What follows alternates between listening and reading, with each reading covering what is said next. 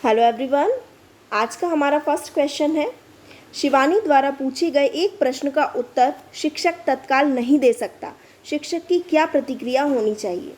शिक्षक द्वारा शिवानी को चुप करा देना चाहिए, शिक्षक द्वारा शिवानी का ध्यान बटा देना चाहिए, शिक्षक को कहना चाहिए मैं नहीं जानता हूँ, शिक्षक द्वारा इस प्रश्न का सही उत्तर बाद में समझकर देना चाहिए।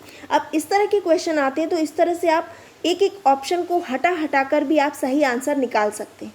ठीक, तो इसमें सीधा सीधा आपको यहाँ दिख रहा है कि शिवानी को चुप करा देना चाहिए, तो ये तो बिल्कुल गलत है।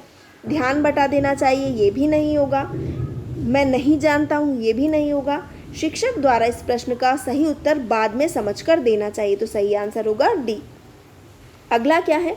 बच्चों की जिज्ञासा शांत करनी चाहिए जब शिक्षक फुर्सत में हो, जब विद्यार्थी फुर्सत में हो, कुछ समय के पश्चात या तत्काल जब विद्यार्थी द्वारा जिज्ञासा की गई है। तो इसका सही आंसर होगा तत्काल, जब विद्यार्थी के द्वारा जिज्ञासा की गई है उसी समय हमको जिज्ञासा को शांत करना है। अगला क्वेश्चन है, आप अनपढ़ माता पिता के बच्चों को अंग्रेजी सिखाना चाहते हैं। यदि आप अनपढ़ माता पिता के बच्चों को अंग्रेजी सिखाना चाहते हैं तो कैसे? आप बच्चे से अंग्रेजी में बात करेंगे, आप बच्चों को अंग्रेजी में बोलने के लिए बाध्य करेंगे, आप बच्चे को मातृभाषा में बोलने से रोकेंगे। तो और एक ऑप्शन क्या है? आप उसे मातृभाषा की सहायता से अंग्रेजी सिखाने का प्रयास करेंगे। तो सबसे पहले तो ये गलत है, बच्चे से अंग्रेजी में बात करेंगे, ये तो हम सिखाना चाह रहे हैं तो हम डायरेक्ट उससे अंग्रेजी में बात नहीं करेंगे। बच्चों को अंग्रेजी में बोलने के लिए बाध्य करेंगे ज़बरदस्ती, तो ये भी नहीं होगा। आप बच्चे को मातृभाषा में बोलने से रोकेंगे, तो ये भी गलत है। सही ऑप्शन क्या होगा? मातृभाषा की सहायता से अंग्रेजी सिखाने का प्रयास करेंगे। अगला क्वेश्चन क्या है? बाल मनोविज्ञान के आधार पर कौन सा कथन सर्वोत्तम है? ठीक, सर्वोत्तम की बात है। सारे बच्चे एक जैसे होते हैं, ये तो बिल्कुल गलत है क्योंकि हर बच्चा अलग होता है।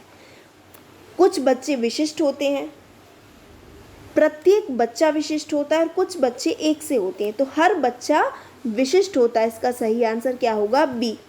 अगला है, बच्चों का मूल्यांकन होना चाहिए। बच्चों का मूल्यांकन होना चाहिए किस तरह से? बोर्ड परीक्षा द्वारा, सतत एवं व्यापक मूल्यांकन द्वारा, गृह परीक्षा द्वारा, लिखित एवं मौखिक परीक्षा द्वारा। तो सबसे सही आंसर क्या है? सतत एवं व्यापक मूल्यांकन द्वारा। ठीक, ये बहुत इंपॉर्टेंट है। सतत एवं व्यापक मूल्यांकन पर मोस्टली क्वेश्चन आते ही हैं। अगला है, बच्चे के लिए निःशुल्क एवं अनिवार्य शिक्षा का अधिकार अधिनियम कितने वर्ष के बच्चे के लिए लागू है?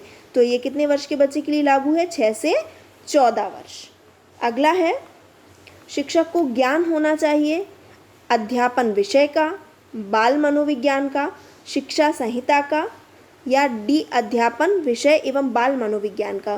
तो शिक्षक को अध्यापन विषय के साथ साथ बाल मनोविज्ञान का जो ज्ञान है वो बहुत ज़रूरी है। तो सही आंसर क्या होगा? डी। अगला है, एक बच्चे की वृद्धि और विकास के अध्ययन की सर्वाधिक अच्छी विधि कौन सी है? बच्चे की वृद्धि और विकास के अध्ययन की सर्वाधिक अच्छी विधि पूछी गई है। तो फर्स्ट ऑप्शन है मनोविश्लेषण विधि, तुलनात्मक विधि, विकासीय विधि या सांख्यिकी विधि। तो सबसे अच्छी विधि कौन सी है? विकासीय विधि। तो आंसर होगा सी। नेक्स्ट क्वेश्चन है, समाजीकरण वह प्रक्रिया है जिससे बच्चे और वयस्क सीखते हैं। समाजीकरण वह प्रक्रिया जिससे बच्चे और वयस्क सीखते हैं। क्या सीखते हैं?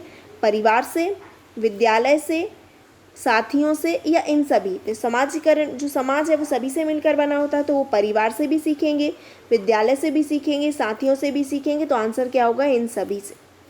अगला है हमारा, बच्चे के विकास के शिरस्थ सिफेलो कॉडल जो प्रिंसिपल है उसके अनुसार निम्न में से कौन सा कथन सत्य है?